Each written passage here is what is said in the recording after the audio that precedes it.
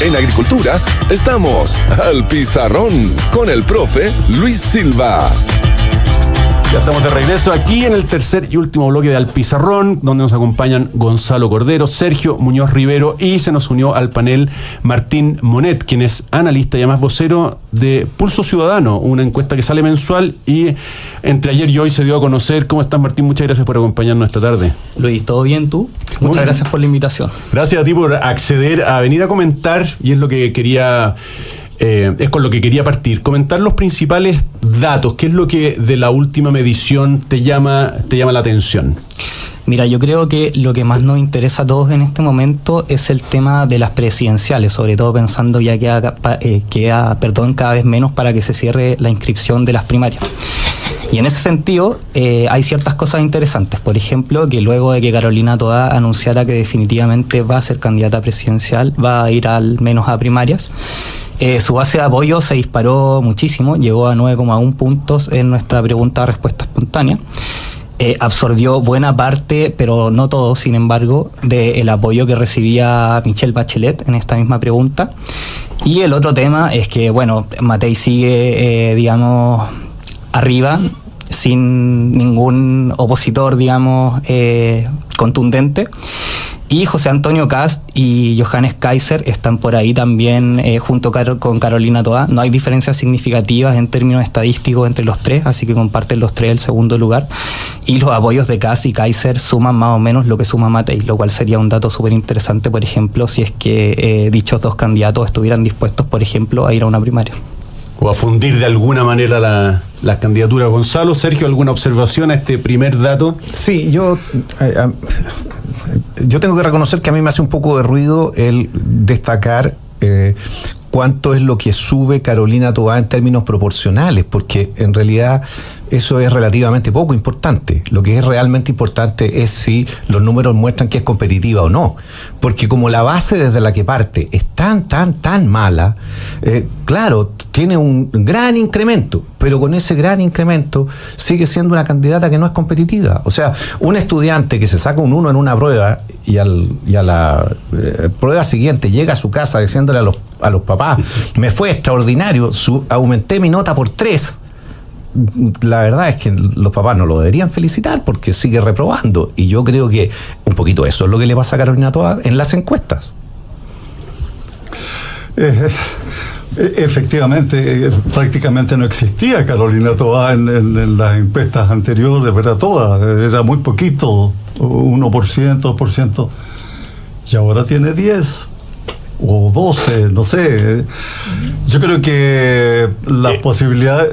¿Ah? Y la candidata de Chile Vamos tiene 20 y los otros dos suman 30. Pero registremos que alguien que tenía 2 y ahora tiene 10 ha dado un salto, ¿verdad? Y creo que puede crecer más. ¿Le alcanzará para ganar la presidencia? No lo creo. Pero sí para disputar el paso a segunda vuelta. Claro. Sí, mira, yo creo que acá hay dos factores a considerar, dos cosas de las que podríamos conversar. El primero es que efectivamente Carolina Toá es una candidata que probablemente no es todo lo competitiva que podría haber sido quizás algún otro nombre, por dos razones. Primero, porque no tiene el carisma natural que tiene, por ejemplo, Michelle Bachelet, más allá de que a uno le guste o no le guste políticamente, es una figura que genera mucha adhesión en partes importantes de la población, por eso mismo, por el tema del carisma. Y en segundo lugar, que Carolina Toá viene manchada, como una ministra que tenía una aprobación bastante negativa y que además fue sindicada como una de las principales responsables políticas y perjudicadas por uno de los grandes escándalos políticos que hemos tenido en los últimos años, como lo es el caso Monsalve. Dicho eso, al analizar la figura de Carolina Toá, yo creo que hay que tener en consideración algunas cosas también. Lo primero es que Carolina Toá lleva muy poco tiempo, siendo candidata. Evelyn Matei, ¿cuántos meses lleva ya de candidata? Entonces, efectivamente, a falta de campaña, yo creo que hay que considerar que Carolina Toá puede y va a crecer. ¿Tiene un techo? Probablemente sí, pero de que tiene posibilidad de crecimiento y que yo creo que va a crecer, me parece que eso va a ser así.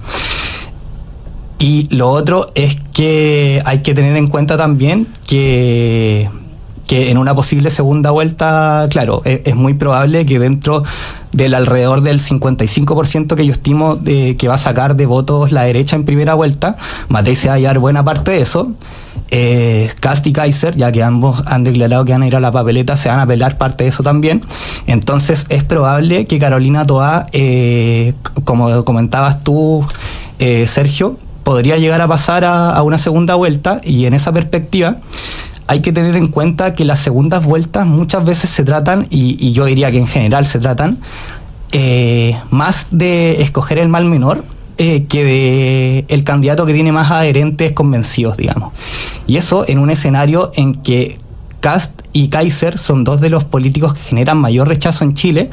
A la hora de una posible segunda vuelta es algo que hay que tener en cuenta. Si bien Toá también tiene un alto rechazo, yo creo que en una segunda vuelta, por ejemplo, con Kaiser, considerando que tiene un rechazo bien alto, está en tercer lugar en este momento con una base de conocimiento sustancialmente menor a la que tiene Carolina Toá, es un factor que hay que tener en cuenta para el análisis. Simplemente para compartir los datos, efectivamente que hay una pregunta que dice, candidato por el cual no votaría. Y José Antonio Kast se lleva el 23,1%, Carolina Toá el 17,3%, Johannes Kaiser el 11,6%. Solo señalar, es verdad que tengo intereses creados aquí, pero en la última medición de esta pregunta que nos ofrece el Pulso Ciudadano, que es enero 2025, José Antonio Kast marcaba 33,1%, es decir, disminuyó en 10 puntos la actitud de rechazo contra su candidatura, lo cual obviamente es significativo. En cambio, Carolina Toá, en la misma fecha, enero de 2025, tenía 7,1 y ahora tiene 17,3, es decir, los 10 puntos que bajó José Antonio Kast podríamos decir que lo aumentó Carolina Toá. No creo que sean los mismos encuestados, pero hay ahí un trasvasije de voto.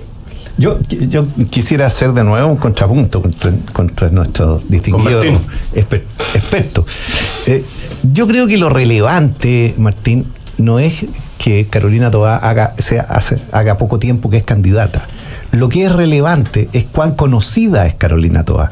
Porque si yo tengo una persona que marca 20 puntos de conocimiento y es candidato hace poco, yo diría, sí, claro, tiene un amplio margen para crecer, porque la conoce poca gente y es candidata hace poco. Pero cuando yo tengo un político que está en política desde hace 40 años, que ha ocupado cargos relevantes, ha sido parlamentaria, alcaldesa de Santiago, ministra, tiene un alto nivel de conocimiento, ¿qué más da que sea candidata hace 3 semanas si ya todo el mundo la conoce? O sea, el margen que tiene. Y una segunda cosa, está en tus propias palabras. Cuando tú dices, Carolina Toá podría llegar a la segunda vuelta, ¿te das cuenta el implícito de debilidad que tiene esa expresión tuya? Vale decir, una candidata que representa al sector político que ha gobernado este país en los últimos 35 años, en todos los periodos menos 2, hoy día está en condicional. Alguien experto como tú coloca en condicional no que gane la elección, que pase a la segunda vuelta. Claro. O sea, a mí me parece que ese es un... Ahora, yo creo que va a pasar a la segunda vuelta. Si es que llega, va a pasar. Y creo que no hay cómo saque menos del 40% de los votos. Pero chupaya, un sector político, o sea, si la Constitución chavista sacó el 38%, o sea, ¿cómo un candidato que represente a todo el amplio mundo de la izquierda no va a sacar el 40%, cualquiera sea? El punto es que es una candidata, como candidata, muy débil para competir por la presidencial, para ganarla. Acerca de los méritos o deméritos de los candidatos, ahí se podrían hacer muchas encuestas, ¿eh? Hoy día se comparan la segunda, el carisma con, no sé, conocimiento, preparación, qué sé. El carisma, yo no sé qué tan relevante es. No sé si la gran necesidad de Chile es tener un presidente simpático, presidenta simpático, buena onda. No, yo creo que la gran necesidad es restablecer la majestad de la jefatura del Estado, ¿verdad? Un presidente respetable, ¿verdad? Que gobierne pensando mucho en él en el interés nacional, ¿verdad? Que una al país. O sea, deseable es que las divisiones que han sido duras en estos años, pues, muy duras, ¿verdad? Desde el 2019 para acá, se atenúen. Bueno, yo creo que las cartas están echadas, pero van a pasar muchas cosas en estos meses. Por lo tanto, es muy bueno que ustedes midan mensualmente, ¿verdad?, las variaciones. Es muy interesante porque se van produciendo diversos fenómenos que de una u otra manera golpean, afectan. Sí, eso. Sí, yo, como decía en mi palabra anterior, yo estoy de acuerdo en que Carolina Toá es una candidata más débil que candidatos que ha tenido la centroizquierda en elecciones anteriores. Dicho eso, yo creo que hay que considerar también que primero, desde que Carolina Toá, y siendo el personaje terriblemente conocido que era por ser ministro interior del gobierno anteriormente, desde que anunció su candidatura subió de un 2%, me parece, en menciones espontáneas a un 9-10. Entonces eso es un aumento significativo que viene de la mano del anunciar la candidatura solamente. Eso por una parte. Y lo otro es que creo que más allá de que los análisis que podemos hacer ahora, por cierto que son ejercicios sumamente estimulantes e interesantes, todavía estamos demasiado temprano para estar pensando con respecto a lo que va a pasar en las elecciones a fin de año. Yo creo que para las elecciones pasadas, por ejemplo, nadie se imaginaba, ni los más partidarios de uno u otro candidato, que la segunda vuelta iba a ser entre el hoy presidente Boric y José Antonio Kast. Entonces creo que hay que tener mesura con respecto a lo que puede pasar en los próximos meses. Yo creo que pueden pasar hartas cosas y claro, compartiendo el diagnóstico de que efectivamente de base Carolina Toá no es la mejor candidata que podría tener la centroizquierda, pueden pasar cosas en estos meses que cambien la tendencia de las cosas. Perdona, hay un gran interrogante. ¿Va a haber primarias o no?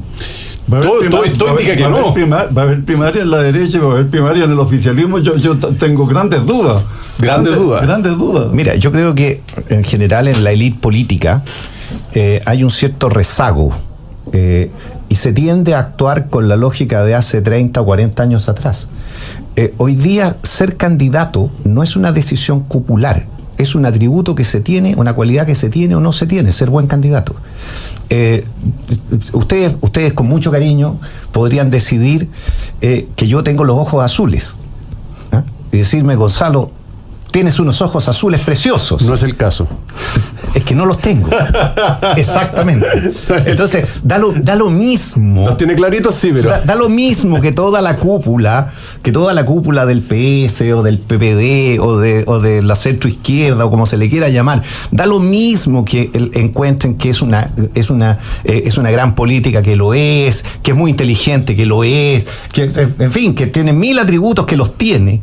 Da lo mismo si es que no tiene aquellos atributos reconocidos por la gente en términos masivos de forma tal que sea competitiva en una elección. Hace 40 años atrás se reunían un grupo de caballeros, un grupo de viejos con un whisky en la mano, de izquierda o de derecha, y decidían quién iba a ser el candidato. Y se lo planteaban a la gente. Y la gente elegía entre... Hoy día no funciona así. El último caso fue de Paula Narváez y Michelle Bachelet, ¿no? Sí, creo que fue el último. Mira cómo terminó Paula Narváez. Exactamente. Oye, nos quedan 2 minutos. No sé si... me gustaría hacerte una pregunta, Martín, a ver si tiene respuesta, porque entiendo que puede no tenerla, pero a mí me da mucha curiosidad de dónde crecen José Antonio Kast y Johannes Kaiser. ¿Dónde se alimentan? Especialmente Johannes Kaiser, porque José Antonio Kast ha estado presente en la encuesta hace rato. Johannes Kaiser no. Y sin embargo... Johannes Kaiser no ha crecido a costa de José Antonio Kast. Yo no veo eso, por lo menos. Tampoco veo que crezcan a costa de Evelyn Matei. Evidentemente que José Antonio Kast, su crecimiento se vio mermado, sin duda. El de Evelyn Matei también. Pero no da la suma. Es decir, ¿de dónde están saliendo sus votos? ¿De otros? ¿No sabe? ¿No responde? ¿Tienen una lectura de eso o...? Sí, claro. Mira, yo creo que en parte, y los números más o menos sí lo muestran, Kaiser en parte, como te digo, ha crecido a costa de Kast y ha crecido en términos de apoyos y en términos de rechazos. Si uno ve, por ejemplo, la tabla que tenemos acerca de los candidatos por los cuales no votaría, y hace la operación de ver la última medición con respecto a la de ahora, esos 10 puntos que perdió Kast, los subió, están en Johannes. Claro, él tenía 3.4 en enero de este año y ahora tiene 11.6. Entonces hay algo de eso. Y lo otro me parece que tiene que ver que nosotros en Pulso Ciudadano, en términos de posiciones políticas, clasificamos a la gente según sus declaraciones en izquierda, centro izquierda, centro derecha, sin posición política y no sabe. Y en ese sentido, Kaiser me parece que ha crecido mucho en los sectores que se declaran como apolíticos o que no saben respecto de sus definiciones políticas. Y eso guarda mucho que ver con que en este momento las dos grandes preocupaciones del país son la inmigración y la delincuencia, y Johannes Kaiser tiene discursos que son sumamente... ¿cómo decirlo? Directo. Claro, que te pueden gustar o no las soluciones, pero digamos que abarcan de manera muy directa, como dice don Sergio, aquello. Entonces tiene sentido que eso resuene en cierta parte de la población, que lo ve como una salida quizás también desde lo emocional ante una problemática que le es importante y que lo aqueja en el día a día, en el cotidiano. ¿Me dejas dar una hipótesis complementaria? En 30 segundos, sí. Aquí estoy completamente de acuerdo. El plebiscito del apruebo o rechazo, a mi juicio, corrió el cerco en Chile de una manera que personas que antes nunca habrían votado por una persona que identifican como en la derecha, ya votaron en una cierta forma con la derecha, y eso te rompió ciertos techos. Y lo que le pasa a Kaiser hoy día es que yo creo que se está beneficiando de eso, de esa corrida del cerco. Nos tenemos que despedir. Agradecemos a Gonzalo Cordero, a Sergio Muñoz Rivero y Martín Monet de Pulso Ciudadano por habernos acompañado hasta aquí en Pulso Ciudadano, en el Al Pizarrón. Nosotros nos escuchamos mañana aquí a las 4:92.1. Que tengan una muy buena tarde. En Agricultura fue...